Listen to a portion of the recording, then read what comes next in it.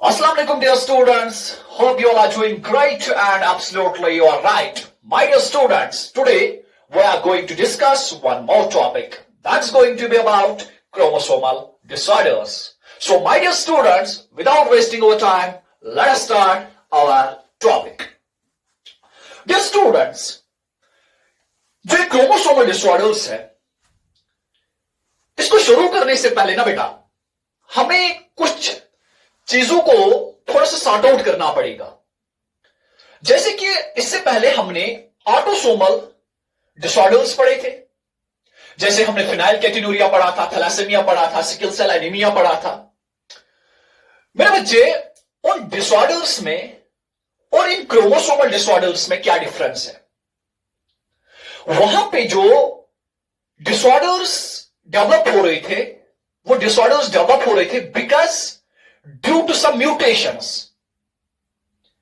वहां पे क्रोमोसोम्स के ऊपर जो जीनस लगे होते हैं, उन जीनस के ऊपर बेटा क्या हो रही थी? म्यूटेशंस हो रही थी उन जीनस में, जिसकी वजह से वो जीनस जो है प्रॉपरली काम नहीं कर रहे थे और उन्हीं जीनस की वजह से, उन we can say mutated genes की वजह से बेटा डेवलप हो रहे थे वो डिसऑर्डर्स। लेकिन बेटा जो आज के डिसऑर्डर्स है ना, ये डिसऑर्डर्स टोटली डिफरेंट है than those we already have discussed. यहां पे क्या हो रहा है बेटा? यहां पे जीन्स में म्यूटेशंस नहीं हो रही है, यहां पे या तो क्रोमोसोमल नंबर इंक्रीज होगा, या तो क्रोमोसोमल नंबर डिक्रीज होगा, या फिर उन क्रोमोसोमल अरेंजमेंट में कोई वेरिएशन आएगी। यानी कि वहां पे जो हम डिस्कस कर रहे थे कि क्रोमोसोम्स के ऊपर जो जीन्स लगे हैं, उनमें से कोई एक जीन या दो जीन जो है वो डिफेक्ट होते थे, वो म्यूटेटेड होते थे। लेकिन यहां पे बेटा डिसऑर्डर्स डेवलप होते हैं ड्यू टू इंक्रीज और decrease in the number of chromosomes. ठीक है ना बेटा? और we can say due to the faulty arrangement और abnormal arrangement of the chromosomes. I hope आप इस चीज को समझ चुके होंगे। वही बेटा हमने यहां पे लिखा है, imbalance in the number of chromosomes और एबनॉर्मल अरेंजमेंट ऑफ क्रोमोसोम्स। या तो बेटा इम्बैलेंस होगी क्रोमोसोमल नंबर में। अगर हम एक ह्यूमन सेल को देखेंगे बेटा, जो हमारी सेल्स होती है, अगर आप उनमें से किसी एक सेल को एग्जामिन करेंगे लैब में, वहां पे आप देखेंगे बेटा कि 46 क्रोमोसोम्स होते हैं हमारे सेल्स के अंदर। बट मेरे बेटे, अगर उस नॉर्मल नंबर में कोई वेरिएशन आ गई, लेट अस सपोज 46 क्रोमोसोम्स जो होते हैं वो हमारी सेल में होते हैं, इट्स अ नॉर्मल नंबर। ठीक है ना बेटा? लेकिन अगर इस नंबर में कोई इंबैलेंस हुई, जैसे कि बेटा अगर यहां पे क्रोमोसोमल नंबर इंक्रीज हुआ, जब क्रोमोसोमल नंबर इंक्रीज हुआ तो बेटे मेरे वी कैन से कि क्रोमोसोमल नंबर 47 क्रोमोसोम्स आ गए या 48 क्रोमोसोम्स आ गए एंड सो ऑन। या बेटा अगर ये 46 नंबर जो है बेटा, अगर इसमें कुछ डिप हो गया क्रोमोसोम नंबर, यानी क्रोमोसोमल नंबर डिक्रीज हो गया, तो उसकी वजह से बेटे मेरे हमें यहां पे देखने को मिल सकते हैं 44 क्रोमोसोम्स, 45 क्रोमोसोम्स या 43 chromosomes and so on. It means that यहां पे बेटा क्या हो रहा है? यहां पे इंबैलेंस हो रही है इन द नंबर ऑफ क्रोमोसोम्स। जिस टाइम पे क्रोमोसोमल नंबर इंबैलेंस हो जाएगा, नॉर्मल जो हमारी सेल्स में क्रोमोसोम्स होते हैं वो 46 होते हैं। अगर मेरे बेटे उस 46 में कोई क्रोमोसोम का नंबर इंक्रीज हो रहा है, या अगर उस नंबर में किसी क्रोमोसोम का नंबर जो है ना वो डिक्रीज हो रहा है, तो बेटा हम उस टाइम पे कह सकते हैं कि वहां पे बेटे मेरे राइज होंगे क्रोमोसोमल डिसऑर्डर्स। जो दूसरा पॉइंट है बेटा, that's going to be about the abnormal arrangement of chromosomes. जब हम मेरे बेटे क्या करते हैं, जब हम एक सेल का न्यूक्लियस लेंगे बेटा, उस न्यूक्लियस के अंदर हम क्या करते हैं बेटा, वहां पे लगे होते हैं क्रोमोसोम्स। वो जो क्रोमोसोम्स होते हैं ना बेटा, अगर उन क्रोमोसोम्स को आप देखोगे बेटे, वो क्रोमोसोम्स का एक प्रॉपर अरेंजमेंट होता है। जब हम कैरियोटाइपिंग करते हैं तो कैरियोटाइपिंग में, जब हम कैरियोटाइपिंग करते हैं, इस कैरियोटाइपिंग से हमें क्या पता चलता है? यहां पे बेटा हमें पता चलता है क्या? Chromosomal arrangement. क्रोमोसोमल अरेंजमेंट होता है ना बेटा, ह्यूमन सेल के अंदर जो क्रोमोसोम्स होते हैं वो एक प्रॉपर अरेंजमेंट में होते हैं।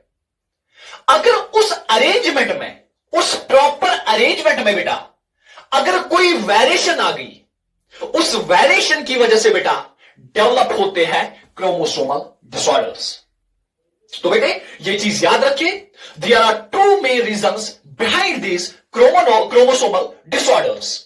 The first one, that is imbalance in the number of chromosomes, and the second one is abnormal arrangement of the chromosomes. I hope आप इस चीज को समझ चुके होंगे। उसके अलावा बेटा आपकी एनसीईआरटी के अंदर कुछ पॉइंट्स उन्होंने मेंशन किए हैं, कुछ टर्म्स उन्होंने मेंशन की है। उनमें से बेटा दो टर्म्स हम यहां पे डिस्कस करेंगे जो आपकी एनसीईआरटी में है। First is aneuploidy and the second one that is polyploidy। क्या होती है बेटा एन्यूप्लॉइडी? अगर मेरे बेटे हम एन्यूप्लॉइडी को देखेंगे, एन्यूप्लॉइडी एक ऐसी कंडीशन है बेटा जो कब राइज होती है? एन्यूप्लॉइडी कंडीशन कब राइज होती है? when there is failure of the segregation of chromatids during cell division resulting in gain or loss of chromosomes। यानी कि बेटा जब सेल डिवीजन होता है, ड्यूरिंग द सेल डिवीजन जब क्रोमैटिड्स जो होते हैं बेटा ये एक इक्वेटोरियल प्लेट पे होते हैं, यानी मेटाफेज प्लेट पे होते हैं। आफ्टर दैट इन क्रोमोसोम्स को क्या करना होता है बेटा?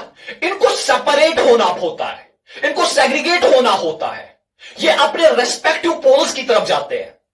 लेकिन बेटा अगर उस टाइम पे प्रॉपर सेग्रीगेशन नहीं हुई, उस प्रॉपर सेग्रीगेशन ना होने की वजह से बेटा क्या हो सकता है? वहां पे बेटे मेरे गेन और लॉस ऑफ क्रोमोसोम्स हो सकते हैं।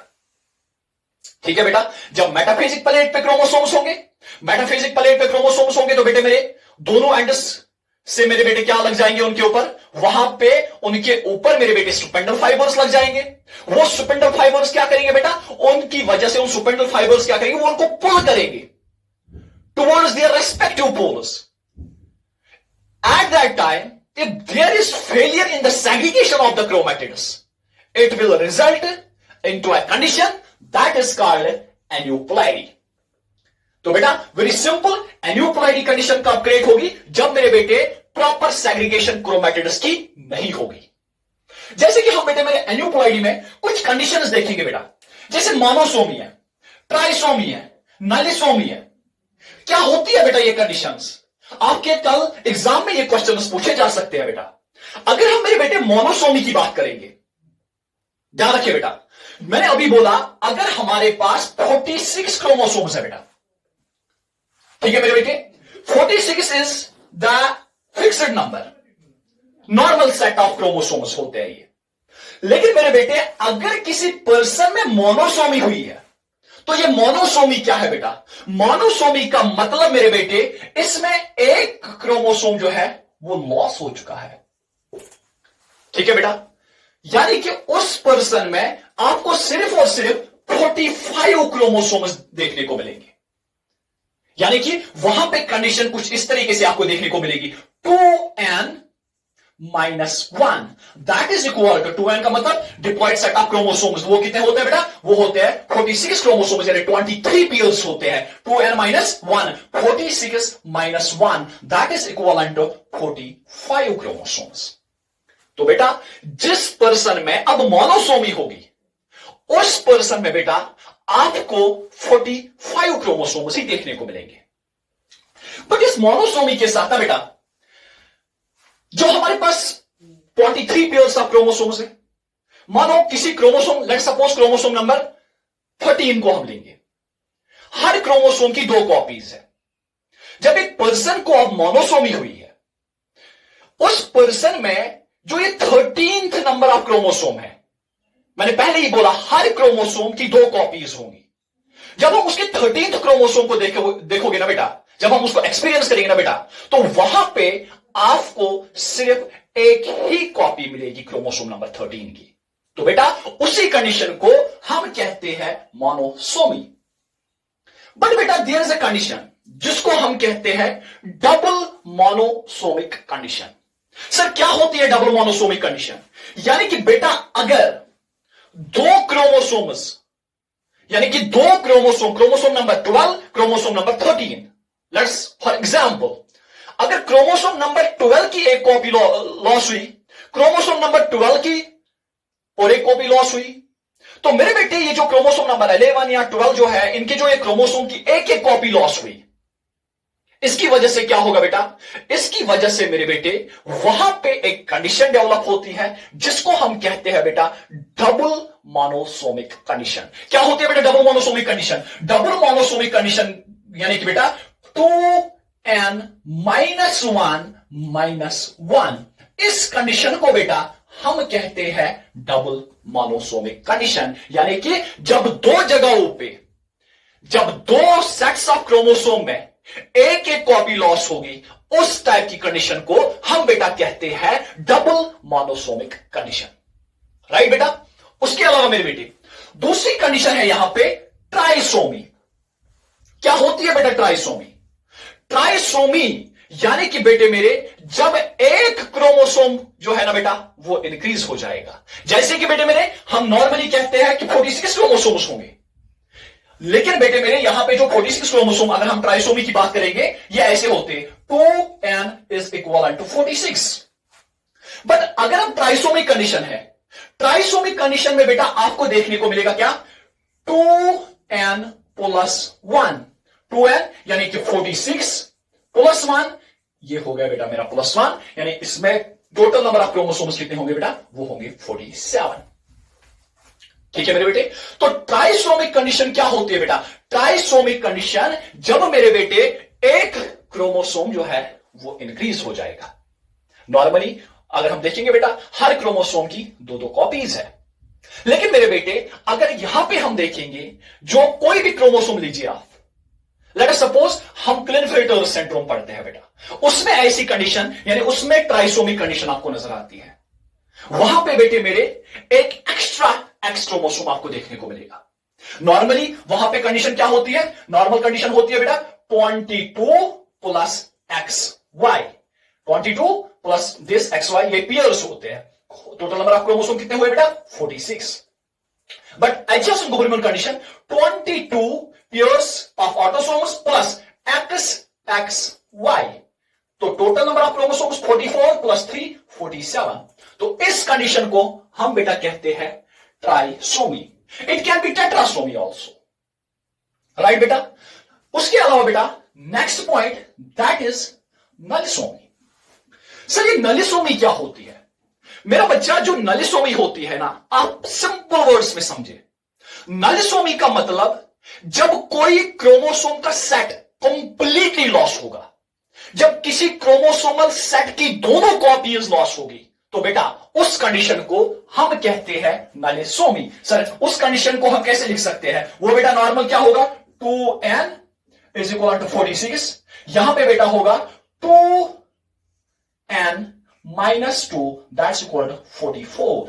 यानी कि लेट अस सपोज यहां पे हम क्रोमोसोम नंबर 18 की बात करेंगे। अगर क्रोमोसोम नंबर 18 की बात करेंगे, क्रोमोसोम नंबर 18 की जो दो कॉपीज है वो बेटा दोनों लॉस हो चुकी होगी। समझ आ रही है बेटा बात? तो उस कंडीशन को हम क्या कहेंगे बेटा? उसको हम नलिसोमी कहेंगे। आई होप आप ये चीजें जो है समझ पा रहे होंगे। तो बेटा क्या बोला मैंने? Monosomic condition. मोनोसोमिक कंडीशन वो कंडीशन होती है बेटा जब जो 23 पेयर ऑफ क्रोमोसोम्स होते हैं, जब इनमें से किसी एक क्रोमोसोम की एक कॉपी जब लॉस होगी, तो बेटे मेरे उस टाइम पे उस कंडीशन को हम कहते हैं मोनोसोमी। बट जब दो क्रोमोसोम्स की एक एक कॉपी लॉस होगी, तो बेटा उसको कहते हैं डबल मोनोसोमी। ठीक है ना बेटा? और उसके अलावा मेरे बेटे अगर हम यहां पे बात करेंगे, जैसे कि यहां पे ट्राइसोमी की बात हमने की, ट्राइसोमी में बेटा क्या होगा? जब किसी क्रोमोसोम, किसी एक पेयर ऑफ क्रोमोसोम का नंबर जो है, हर क्रोमोसोम में बेटे मेरे दो सेट्स होते हैं, सॉरी हर क्रोमोसोम की दो कॉपीज होती है। बट अगर बेटा यहां पे और एक कॉपी इंक्रीज हुई, दो कॉपीज के बदले तीन कॉपीज आ गई, जैसे मैंने आपको क्लिनफिल्टर सिंड्रोम की एग्जांपल दी, तो बेटे मेरे उस कंडीशन में क्या होता है? उस कंडीशन में बेटा वहां पे आपको ट्राइसोमी देखने को मिलती है। वहां पे 46 के बदले 47 क्रोमोसोम्स इंक्रीज हो रहे हैं। यानी कि 47 क्रोमोसोम्स आ रहे हैं, यानी और एक क्रोमोसोम नंबर इंक्रीज हुआ। तो इट मीन्स दैट मैंने पहले ही बोला इम्बैलेंस हो रही है किसमें, क्रोमोसोमल नंबर में बेटा। उसके अलावा मैंने नलिसोमी कहा, नलिसोमी का मतलब जब किसी क्रोमोसोम के दोनों कॉपीज बेटा लॉस हो जाएगी। समझा रही है बात बेटा? तो उस कंडीशन को हम कहते हैं बेटा नलिसोमी। तो जिस पर्सन में अब नलिसोमी होगी उसमें टोटल नंबर ऑफ क्रोमोसोम्स कितने देखने को मिलेगा, वो बेटे मेरे देखने को मिलेंगे 44। ठीक है जिगर में हो। तो उसके अलावा बेटे मेरे हम बात करेंगे किसकी, पॉलीपोलाइडी की। मेरे बेटे पॉलीपोलाइडी क्या होती है? It is a phenomenon of failure of cytokinesis. यहां पे याद रखिए बेटा, failure of cytokinesis after telophase stage resulting an increase in a whole set of chromosomes in an organism. देखो मेरा बेटा क्या होता है, नॉर्मली अगर हम समझते हैं बेटा, आपको पता होगा जब सेल डिवाइड करती है, सेल डिवीजन कंप्लीट होता है बेटे मेरे दो स्टेप्स में। It's a two step process. First step is karyokinesis and karyokinesis is followed by secondary important step that's called cytokinesis. लेकिन बेटा यहां पे क्या हो रहा है, यहां पे मेरे बेटे पॉलीपोलाइडी कंडीशन में साइटोकाइनेसिस नहीं हो रही है। क्या नहीं हो रही बेटा, यहां पे साइटोकाइनेसिस नहीं हो रही है। किसके बाद, आफ्टर टेलोफेज स्टेज। जो टेलोफेज है it is the last stage of the karyokinesis, यानी कैरियोकाइनेसिस गई कंप्लीट। कैरियोकाइनेसिस का अल्टीमेटम क्या होता है सेल डिवीजन के अंदर, कैरियोकाइनेसिस का अल्टीमेटम होता है बेटा वो क्रोमोसोमल नंबर को डबल करता है। ये प्रोसेस क्या करती है, in this process during the karyokinesis at the end of the karyokinesis जो क्रोमोसोमल नंबर एक सेल में होता है बेटा वो डबल हो जाता है। उसके बाद क्या होगा बेटा, जब क्रोमोसोमल नंबर डबल हो जाएगा उसके बाद मेरे बेटे क्रोमोसोमल नंबर डबल होने के बाद बेटा वहां पे साइटोकाइनेसिस होती है और ये जो दोनों सेल्स है बेटा ये अलग अलग हो जाती है। But the problem here is that यहां पे कैरियोकाइनेसिस तो हो गई लेकिन बेटा यहां पे साइटोकाइनेसिस नहीं हो रही है। जब साइटोकाइनेसिस नहीं हुई तो इसका मतलब देखो बेटा एक सेल थी, इस सेल ने क्या किया था बेटा, इसने डिवाइड किया था। यहां पे डिवाइड करने से के लिए बेटे मेरे दो स्टेप्स को फॉलो करना पड़ेगा। जब इसमें बेटा हम देखेंगे इसमें 46 क्रोमोसोम्स थे, ये एक डिप्लॉयड सेल थी। इसमें क्या हुआ बेटे मेरे, फर्स्ट स्टेप यानी कैरियोकाइनेसिस होगी। जब कैरियोकाइनेसिस होगी तो मेरे बेटे after the completion of karyokinesis यहां पे बेटा इधर एक जो सेट है क्रोमोसोम का वो नजर आएगा और एक सेट जो है वो बेटा यहां पे नजर आएगा। यानी कि बेटे मेरे यहां पे आपको मेरे बच्चे इस टाइम पे डिप्लॉयड सेल जो है ना बेटा, ये डिप्लॉयड सेल डिप्लॉयडी में नहीं बेटा, ये टेट्राप्लॉयडी कंडीशन में है। यानी कि यहां पे इस टाइम पे टेट्राप्लॉयडी कंडीशन है। अब क्या होता है बेटा, जब कैरियोकाइनेसिस हुई यानी कि बेटे मेरे क्रोमोसोमल नंबर जो है उसको आपने डबल किया, उसके बाद क्या होता है बेटा, यहां पे और एक कंडीशन होती है, और एक प्रोसेस होती है जिसको हम कहते हैं साइटोकाइनेसिस। क्या होती है बेटा, साइटोकाइनेसिस। साइटोकाइनेसिस क्या करेगी बेटा, साइटोकाइनेसिस मेरे बेटे इस सेल को यहां पे डिवाइड कर देगी। जब साइटोकाइनेसिस होगी तो बेटे मेरे यहां पे एक सेल से दो सेल्स बन रही है, माइटोटिकली सेल डिवाइड हो रही है। तो बेटा इस सेल में 46 क्रोमोसोम्स होंगे, इस सेल में 46 क्रोमोसोम्स होंगे। तो ये नॉर्मल प्रोसेस है। बट बेटा हमने क्या पढ़ा यहां पे कि यहां पे बेटे मेरे साइटोकाइनेसिस जो है ना बेटा, साइटोकाइनेसिस का फेलियर होता है। यानी कैरियोकाइनेसिस हो गई, सेल के अंदर क्रोमोसोमल नंबर जो है वो डबल हो गया, बट बेटा प्रॉब्लम क्या हो गई, यहां पे साइटोकाइनेसिस नहीं हो रही है, प्रोसेस यहीं पे रुकी हुई है बेटा, यहां पे प्रोसेस रुकी हुई है। तो मेरे बेटे इसकी वजह से यहां पे एक डिप्लॉयड सेल के अंदर टेट्राप्लॉयडी आपको देखने को मिल रही है।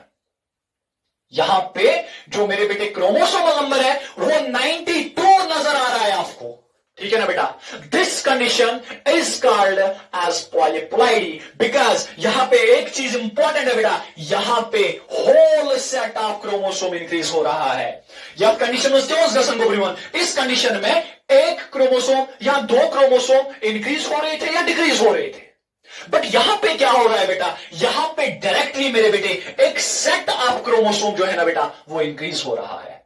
तो पॉलीपोलाइडी में तीन कंडीशंस आपने याद रखनी है बेटा। फर्स्ट, यहां पे बेटे मेरे पॉलीपोलाइडी कंडीशन किसकी वजह से क्रिएट होती है? जब मेरे बेटे साइटोकाइनेसिस नहीं होगी। कब साइटोकाइनेसिस नहीं होगी? After the completion of karyokinesis, यानी कि टीलोस फेज स्टेज के बाद साइटोकाइनेसिस नहीं हो रही है बेटा, और उसकी वजह से मेरे बेटे यहां पे एक या दो क्रोमोसोम इंक्रीज डिक्रीज नहीं हो रहे, यहां पे कंप्लीट सेट ऑफ क्रोमोसोम जो है ना बेटा वो इंक्रीज हो रहे हैं। तो इसी कंडीशन को मेरे बच्चे हम क्या कहते हैं? इसको हम कहते हैं बेटा पॉलीपोलाइडी। और मेरे बेटे एक चीज आप याद रखिए, जो ये पॉलीपोलाइडी कंडीशन है ना बेटा, ये पॉलीपोलाइडी कंडीशन एनिमल्स में काफी रेयर है बेटा, but it is very common in case of plants. ठीक है ना बेटा? तो हम बात करेंगे अब फर्दर जो हमारे एनसीईआरटी के अंदर जो क्रोमोसोमल डिसऑर्डर्स मेंशन किए गए हैं उनके बारे में बेटा एक एक करके हम डिस्कस करेंगे। ठीक है ना? तो बेटा हम डिस्कस करेंगे first very important chromosomal disorder, that's going to be about Down syndrome. देखिए बेटा, डाउन सिंड्रोम का काज क्या है? Cause of this syndrome is additional copy of chromosome number 21। देखिए बेटे मेरे, जब हम कैरियोटाइपिंग करते हैं, जब हम क्रोमोसोम्स का अरेंजमेंट देखते हैं, तो क्रोमोसोमल अरेंजमेंट में हम देखते हैं बेटा हर क्रोमोसोम की दो दो कॉपीज होती है, राइट बेटा? लेकिन मेरे बेटे जब तक ये अरेंजमेंट प्रॉपर है, जब तक ये क्रोमोसोमल नंबर फिक्स्ड है, तब तक जो जेनेटिक कॉन्स्टिट्यूशन है वो बेटे मेरे स्टेबलाइज है। लेकिन बेटा जिस टाइम पे अरेंजमेंट में या नंबर में वेरिएशन आएगी, उसकी वजह से बेटे मेरे डेवलप होते हैं क्रोमोसोमल डिसऑर्डर्स। तो बेटा जो यहां पे क्रोमोसोम नंबर 21 है, नॉर्मली क्रोमोसोम नंबर 21 पे बेटा आप दो कॉपीज देखेंगे क्रोमोसोम की। ठीक है बेटा? दो कॉपीज आप देखेंगे क्रोमोसोम नंबर 21 की नॉर्मल स्टेट में। लेकिन बेटा इस टाइम पे जो डिसऑर्डर हुआ है उसकी वजह से क्या हुआ बेटा? एडिशनल कॉपी यहां पे आ गई क्रोमोसोम नंबर 21 पे। तो बेटे मेरे क्रोमोसोम नंबर 21 पे आप बेटा एक एडिशनल कॉपी देख रहे हैं।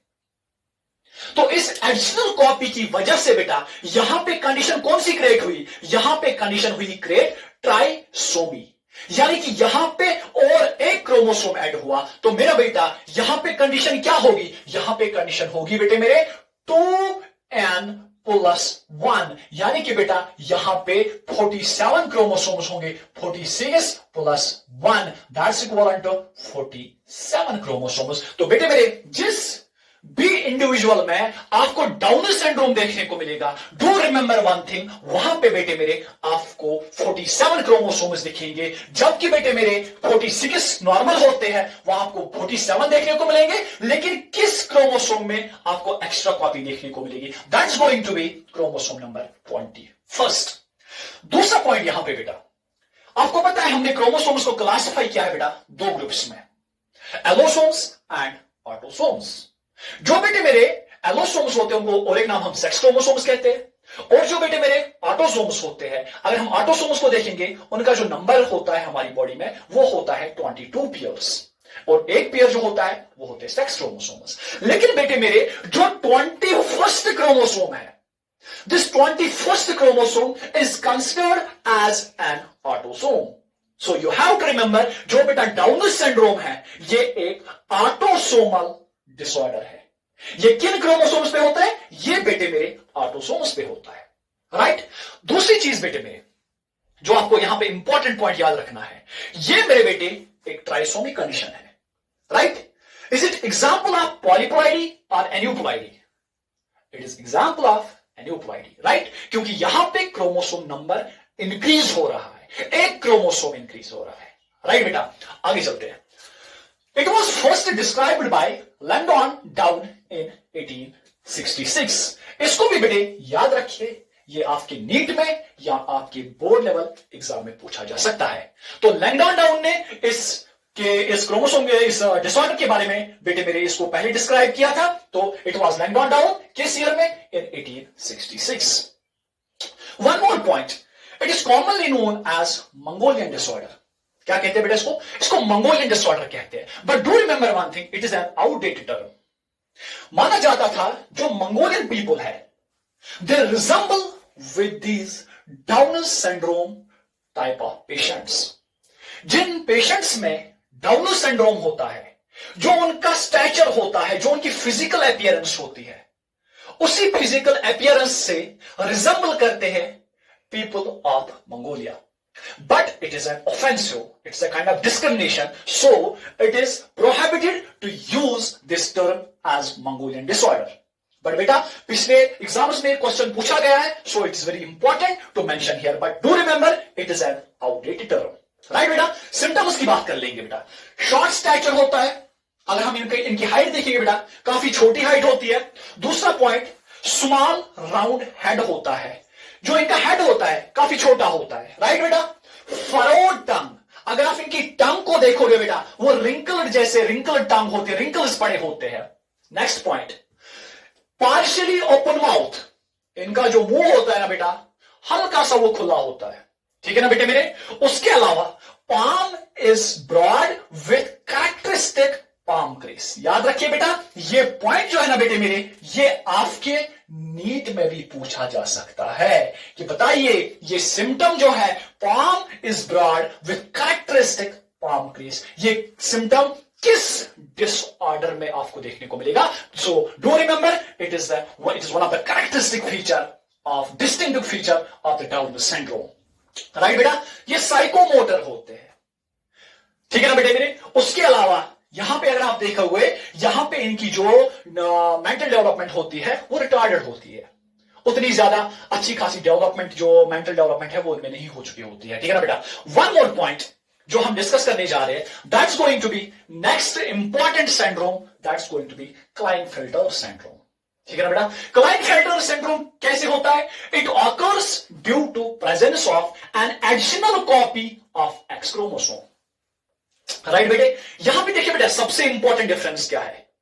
It is also trisomic condition. यहां पे भी बेटा आपको कैरियोटाइप, अब जब करोगे ना बेटा, कैरियोटाइपिंग में आपको 47 क्रोमोसोम्स नजर आएंगे, जहां पे आपको बेटे मेरे देखिए बेटा, यहां पे 44 ऑटोसोम्स अच्छे से नजर आएंगे, उसके साथ साथ बेटा एक्स एक्स वाई कंडीशन नजर आएगी, जबकि नॉर्मल क्या होना चाहिए? 44 प्लस एक्स वाई।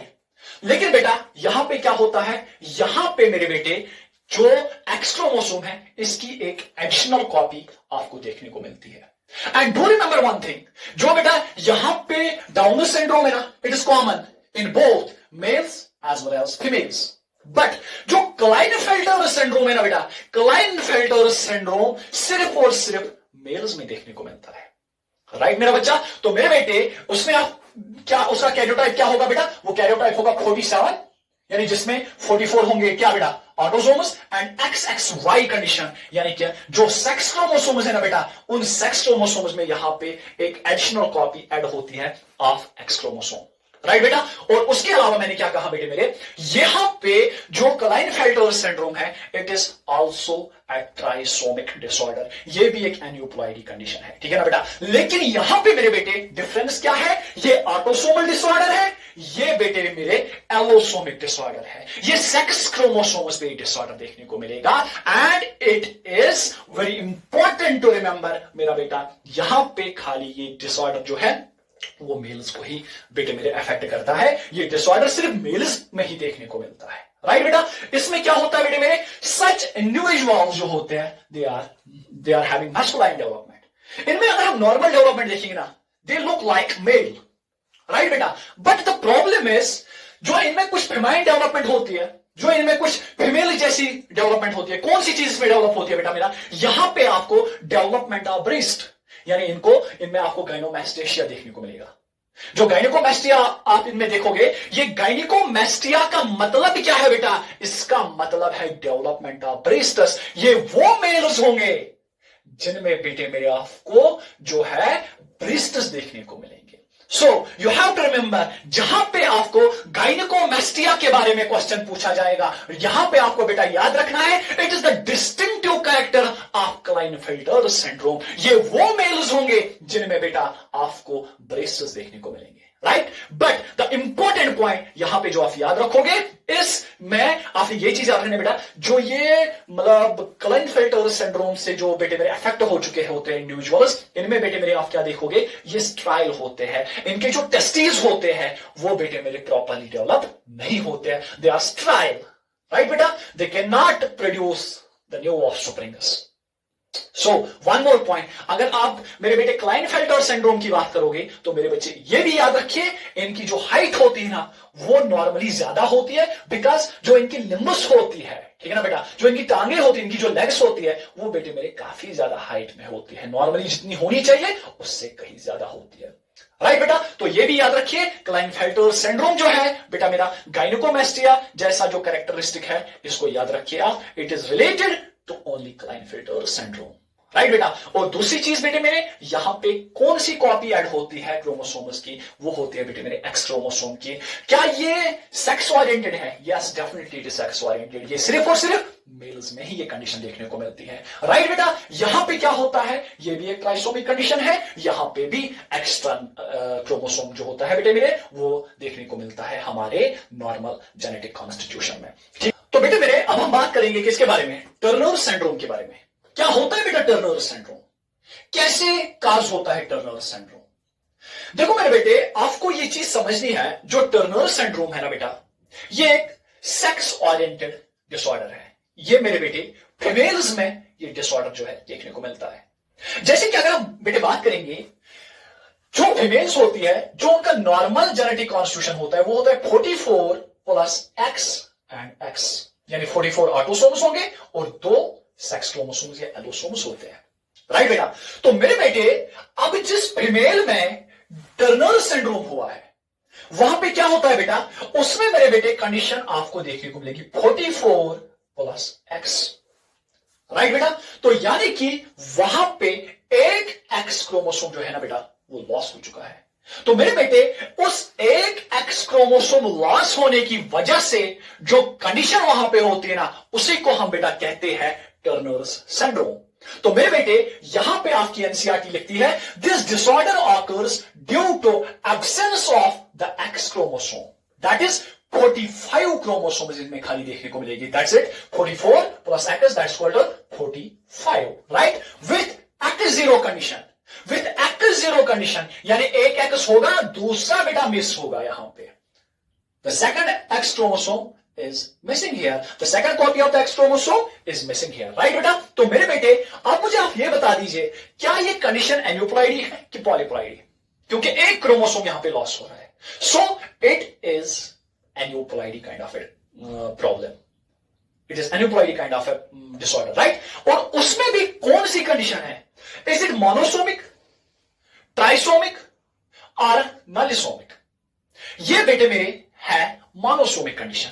कौन सी कंडीशन है बेटा, मोनोसोमिक।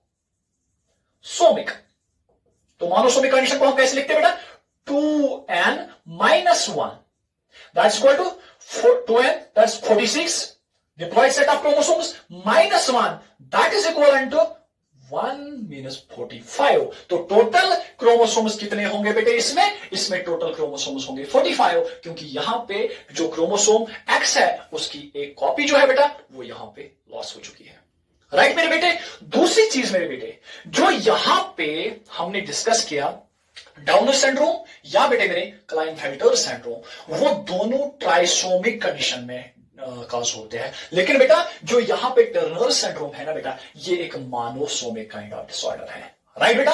और उसके साथ साथ मेरे बेटे ये भी सेक्स रिलेटेड डिसऑर्डर है, ये सिर्फ और सिर्फ फीमेल्स में ही देखने को मिलता है।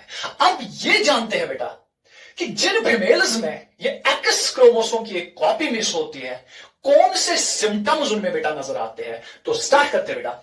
The first one, such females are sterile. ये फीमेल जो है बेटा ये स्टेराइल होगी, यानी कि बेटा ये मेरे बेटे यहां पे कंसीव नहीं कर सकती है। क्यों कंसीव नहीं कर सकती है, देखिए बेटा, बिकॉज देयर ओवरीज आर रेडिमेंट्री। जो उनकी ओवरीज है उनकी प्रॉपर डेवलपमेंट नहीं हो चुकी होती है, यानी कि जो उनकी ओवरीज है वहां पे बेटे मेरे ओवुलेशन नहीं होगी, यानी कि वहां पे एग की फॉर्मेशन नहीं होगी। राइट बेटा, तो जब एग नहीं बनेगा इट मीन्स दैट कि अगर ये फीमेल गवर्नमेंट क्या करे, अगर ये कॉपुलेशन करेगी भी, लेकिन बेटा इस फीमेल में आपको मेरे बच्चे जो है प्रेगनेंसी का जो इवेंट है बेटा वो देखने को नहीं मिलेगा, क्योंकि बेटे मेरे ये फीमेल जो है ये कंसीव नहीं कर सकती है, क्योंकि वहां पे बेटे मेरे ओवरीज जो है वो रुडिमेंट्री है, वो ओवा नहीं बना सकती है। राइट बेटा, तो यानी कि फर्टिलाइजेशन का कोई चांस ही नहीं है। दूसरी बात, lack of secondary sexual characters, यानी कि बेटे मेरे ये वो फीमेल्स होगी जिनमें सेकेंडरी सेक्सुअल कैरेक्टर्स डेवलप नहीं हो चुके होते। राइट, उसके साथ साथ बेटा यहां पे the very important point, cardiovascular abnormalities देखने को मिलती है बेटे मेरे। यहां पे कुछ हार्ट रिलेटेड डिजीज जो है वो बेटे मेरे इनमें देखने को मिलते हैं। राइट बेटा, और उसके साथ साथ हियरिंग इंप्रूवमेंट, हियरिंग इंप्रूवमेंट का मतलब ये मेरे बेटे प्रॉपरली यहां पे अगर इन फीमेल्स को आप देखोगे ना बेटा, इनको थोड़ा सा हियरिंग में भी प्रॉब्लम होती है, और उसके अलावा शॉर्ट स्टैचर, यानी इनकी जो हाइट होती है ना बेटा वो नॉर्मल फीमेल से कम होती है। आई होप बेटा आपने इन सारे डिसऑर्डर्स को एंजॉय किया होगा। तो बेटे मेरे जो हमने इससे पहले डिसऑर्डर्स किए थे और जो आज डिसऑर्डर्स किए, मैंने प्रॉपर आपको बता दिया कि इनमें डिफरेंसेस क्या है। राइट, तो बेटे मेरे जो हमारा नेक्स्ट टॉपिक होगा उन पे, उस टॉपिक में हम बेटे क्या करेंगे, हम वहां पे कुछ एमसीक्यूज करेंगे और बेटे मेरे कुछ पीवाईक्यूज करेंगे और देखेंगे कि कुछ बोर्ड रिलेटेड क्वेश्चंस इन पे आए हुए हैं, उनको देखेंगे बेटा। राइट, तो तब तक के लिए बेटे मेरे be safe, stay blessed, take care and अल्लाह हाफिज।